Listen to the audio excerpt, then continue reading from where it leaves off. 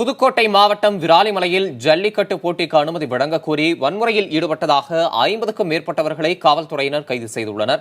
இது தொடர்பாக கூடுதல் விவரங்களை நமது செய்தியாளர் சுரேஷிடம் கேட்டறியலாம். சுரேஷ், விராலிமலையில வன்முறையில ஈடுபட்டதாக 50 பேர் கைது செய்யப்பட்டிருக்கிறதா தகவல்கள் வந்திருக்கு. ஒட்டுமொத்தமா 50க்கும் மேற்பட்டோர் எவ்வளவு பேர் கைது செய்யப்பட்டிருக்கிறாங்க? அவர்கள் மீது என்னென்ன பிரிவுகள்ல வழக்குகள் பதிவு செய்யப்பட்டிருக்கு? தம்பி தமிழரசன், விராலிமலை அருகே அம்மன் குளம் அப்படிங்கிற ஏரியாவில் ஜல்லிக்கட்டுக்கு அனுமதி கோரி மாவட்ட நிர்வாகத்தில் விண்ணப்பிச்சிருந்தாங்க. கடந்த 13ஆம் தேதி அனுமதி கொடுக்கப்பட்டது. புதுக்கோட்டை மாவட்டத்தில் உள்ளூர் விடுமுறையினால தேதி மாற்றி வைக்க சொல்லி உத்தரவிட்டாங்க. அதன்படி இன்று நடக்க இருந்த ஜல்லிக்கட்டு நேற்று மாலை மாவட்ட நிர்வாகம் பாதுகாப்பு காரணம் கருதி ரத்து செய்தது. இதை கண்டித்து விராலிமலை செக் போஸ்ட்ல பொதுமக்கள் சாலை மறியலில் ஈடுபட்டாங்க. அப்ப ஏற்பட்ட வன்முறையில அரசு பேருந்து ஒரு 10 பேருந்தும், தனியார் பேருந்து 2 பேருந்தும், இது இல்லாம பொதுமக்கள் கல்வீசி தாக்குதலையும் போலீசார் ஒரு 6 பேருக்கு மேலே காயம் ஏற்பட்டிருக்கு. மொத்தம் 20 பேருக்கு காயம் ஏற்பட்டிருக்கு. தமிழகத்தில் சுரேஷ், இன்றைக்கு நடப்பதாக இருந்த ஜல்லிக்கட்டை நேற்றே இன்று நடத்த வேண்டாம் பாதுகாப்பு காரணங்கள் என்று சொல்லி வேறொரு நாளுக்கு மாற்றினார்களே, வேறொரு நாள் எந்த தேதி என்று குறிப்பிட்டார்களா? என்னென்ன பாதுகாப்பு காரணங்கள் என்று குறிப்பிடப்பட்டதா? எதற்காக இந்த ஒரு போராட்டம் நடைபெற்றது? பொதுமக்கள் தரப்பிலும் காவல்துறை தரப்பிலும் என்ன சொல்கிறார்கள்? காயத்ரி, அதாவது இன்று நடக்கிற ஜல்லிக்கட்டு நேற்று மாவட்ட நிர்வாகம் பாதுகாப்பு குறைபாடு காரணமாக வருகின்ற 27, 28ஆம் தேதி நடத்திக்கொள்ள மாவட்ட நிர்வாகம் நேற்று ஈவினிங் மாலையில அனுமதி சொன்னாங்க.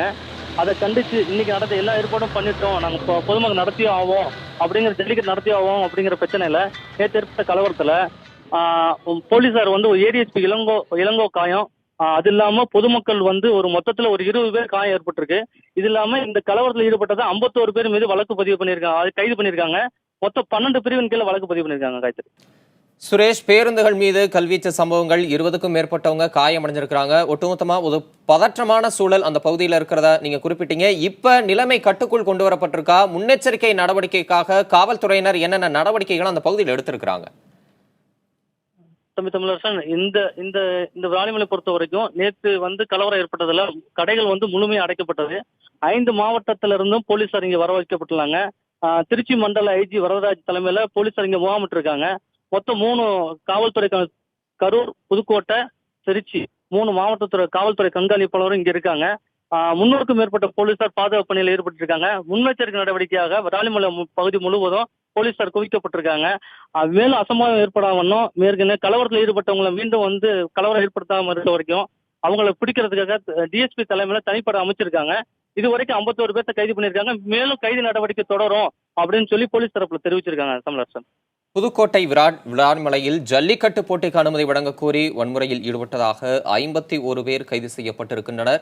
நிலைமை கட்டுக்குள் கொண்டு வரப்பட்டிருப்பதாக காவல்துறையினர் தெரிவித்திருக்கின்றனர். இது குறித்த தற்போதைய தகவல்களை வழங்கியமைக்கு நன்றி சுரேஷ்.